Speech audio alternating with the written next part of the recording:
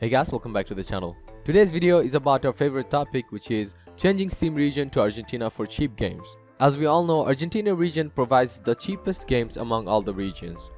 So the only way you can change your region to Argentina is if you have an Argentinian credit card, but just like me, I assume you don't have one as well.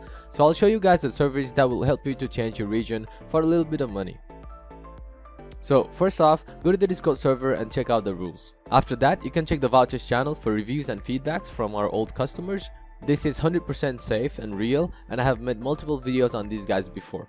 So to change your region, you have to join the server, DM one of these guys, and they will help you through the process. If you have any kind of questions that you may have, you can ask it in the general chat. The chat is pretty active and they try to get back to you as quick as possible.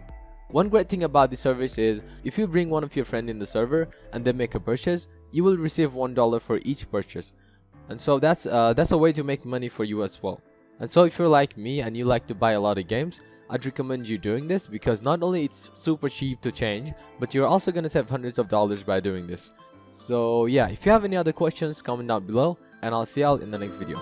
Peace.